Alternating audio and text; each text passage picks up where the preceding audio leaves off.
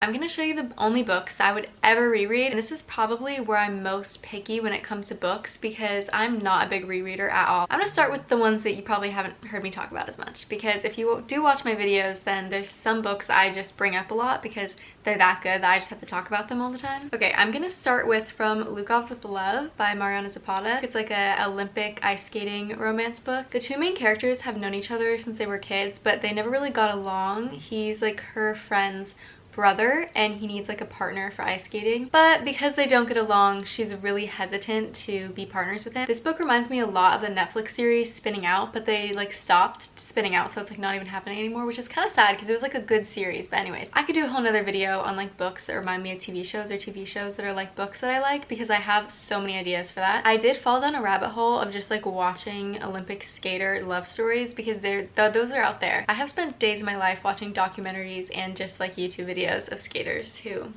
like were in love and got married and everything, or like allegedly, you know.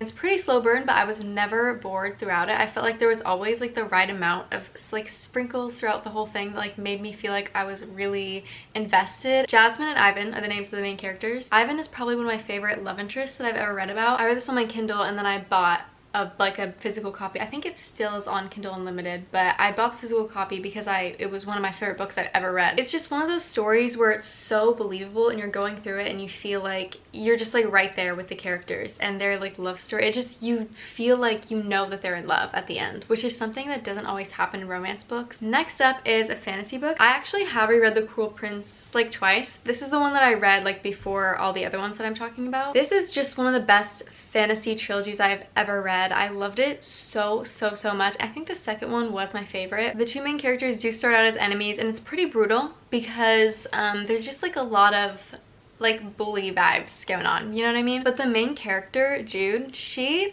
is just like one of my favorite main characters. She knows what she wants, she knows how to get it, and she just does it. She herself was always the one like moving the story forward and making things happen. I mean, I've read other books where like that happens as well, but I do really notice that as a big thing in this one. Jude is definitely the center of the book. It's not like, it's mostly just about Jude and like what she does, because she does the craziest things. She like poisoned herself in small doses over time so that she was eventually immune to the poison. She literally made herself immune to the poison. The world in The Cruel Prince is so immersive and just lush. You just feel like you could sink into it and disappear, and it's like, it's just such a good feeling. That's like what you want. That's what I want when I read a fantasy book. They really do become like enemies to lovers, but like they still are like enemies at some parts. It's like a romance story where the characters like are against each other a lot of the times, but like they also love each other, you know? Like it's confusing, but it's so fun to read. Like it's probably the funnest like romance plot for me. I'm gonna come back when it's probably dark outside and talk about the rest of these books, so sorry for the lighting change, but I have to go. Here we are again. The next book is another fantasy. It's Ignite Me, specifically Ignite Me. Ignite Me is the third book in the Shatter Me series. Ignite Me was the best in my opinion. And maybe it's just because it was like the first one that really like hit the hardest, because I read the fourth one too and that one is also really good and it kind of goes on for a long time. I haven't like gotten into those and I don't know if I ever will, but maybe if I reread the series then I will read like the novellas and stuff. After reading the first two books in the series, I was like, okay, I like it and it's getting better. Like the second book was better than the first one, but I didn't expect the third one to be this good. This series has a really big subplot of romance. That's why I love them. That's literally the main reason why I love these books. The romance in this is enemies to lovers, and it is some of the best enemies to lovers that I've ever read. I'm pretty sure the correct term would be dystopian for how the world is afterwards. It's like a post-war world. There's still like stuff going on and as far as like war and stuff goes, but there's like experiments being done on people. Juliet, the main character, has superpowers where she touches someone and then they die. Other people in this world have superpowers too, but they aren't like hers where they literally like kill people. So all these experiments are being done. She was put in this psych ward where they can observe her, and it starts off with her like diary and there's like things crossed off and scribbles on the page.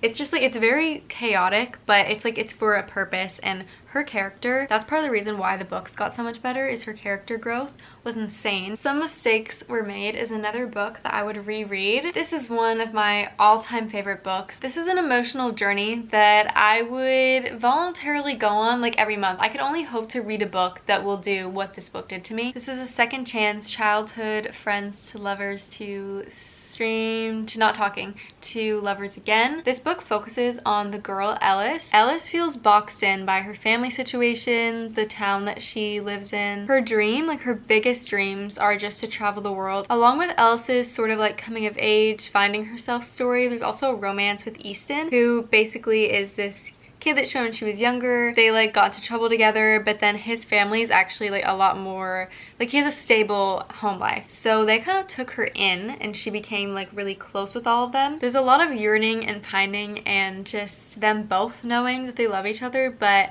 not really verbalizing it, but in the best way. This book had so many parts in it, so many scenes that tugged at my heartstrings, like a lot more than I feel like I usually read in romance books. One of the ways I feel like I'll just always describe it is an emotional roller coaster. This is a YA romance. I feel like it's a little bit older of the YA though. You know how there's like different levels of YA? I feel like this one's like more of the older ages. Another book that I would reread is You Deserve Each Other. It's funny, it's heartwarming, it's like very reflective. Like I got very reflective reading this. This is about a couple that is engaged to be married and the wedding day is approaching. But throughout this time of them being engaged, these little things have built up that have kind of made them not like each other. And now it's like a game of them both trying to get the other one to break off the marriage so that they don't have to be like the bad guy. And that sounds ridiculous, and it is ridiculous in the beginning, but in the funniest way. The internal monologue, I was laughing out loud. There are so much communication barriers and misunderstandings like in the beginning part of it, and that's when it's like really funny because so many things are happening. You're like, that is so petty. But then also the way like it's dramatically described in Naomi's head is just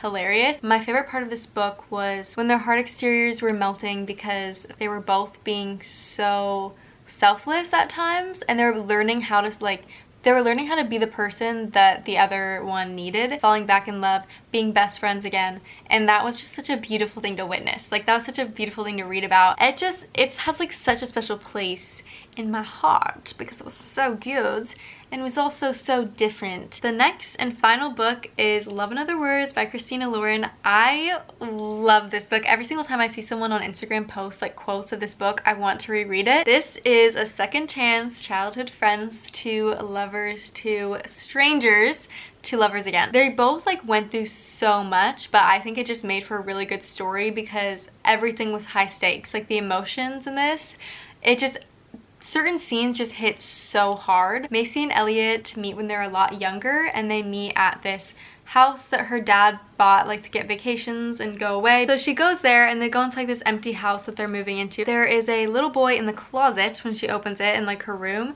and she's like, who are you? And he's reading in the closet, and that becomes like her reading closet, and they become best friends. Over time they fall in love and it's so cute. If you watch a lot of booktube or book talk or bookstagram, then you've probably seen this book before, and if you've always been like, okay, there's so much hype around it but I don't know if I want to read it, I'm telling you right now, please read it. But do look at the trigger warnings because this does have some triggering subjects in it, and those are all. So out of my entire bookshelf and all the books I've read, I would only reread 5 books. I want to reread books that are so enjoyable to me and such a great experience that I just want to relive it. That's what it always is for me when it comes to rereading. That concludes this video. Thank you so much for watching.